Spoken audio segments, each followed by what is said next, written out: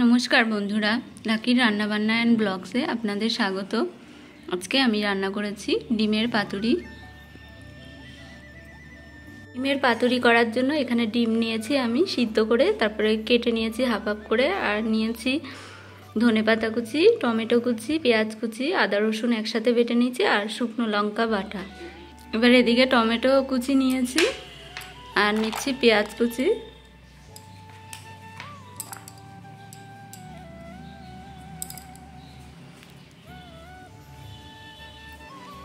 আর কিছুটা ধনেপাতা নিয়েছি, আর আদা রসুন বাটা আর লঙ্কা বাটা, আর এর মধ্যে স্বাদ মতো লবণ, হলুদ গুঁড়ো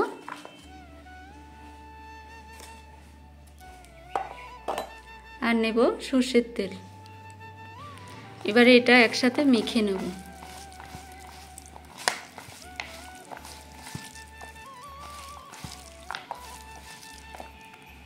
এবারে ডিমগুলো আমি নিয়ে নিচ্ছি সেদ্ধ করা।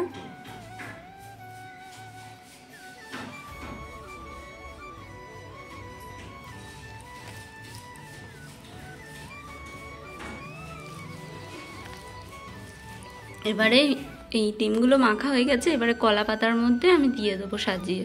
আর এদিকে কড়াইতে আমি কলা পাতা দিয়ে দিয়েছি, সর্ষের তেলটা এবার একটু ছড়িয়ে দিচ্ছি।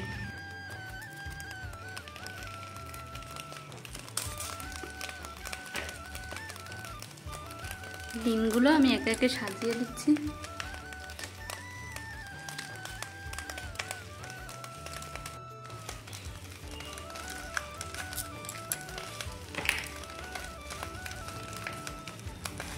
এবার এটা সাজানো হয়ে গেছে, উপর দিয়ে একটু আমি তেল দিয়ে দেবো হালকা করে, যেহেতু এটা পাতুরি তাই।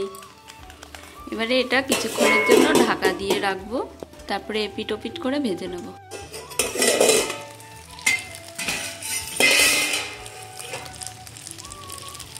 এই ডিমের পাতুরিটা আমি উল্টো পিট করে উল্টো পিট করে আমি ভেজে নেব, আরেকটা পাতা দিয়ে উল্টে দেব। এদিকে আরেকটা পাতা দিয়েছি কড়াইতে, তো এটার মধ্যেও অল্প সর্ষের তেল দিয়ে চারিদিকে আমি ছড়িয়ে দেব তেলটা। এখন ধরার কেউ নেই, সেজন্য আর কি আমি দেখাতে পারলাম না, উল্টে দিলাম। বেশি ধরে গেছে। এপিটেও হালকা একটু ধনেপাতা দিয়ে দিচ্ছি,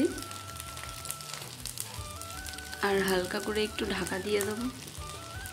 হালকা করে একটু ঢাকা দিয়ে দিচ্ছি, ক মিনিট পরে এটা উল্টে নেব।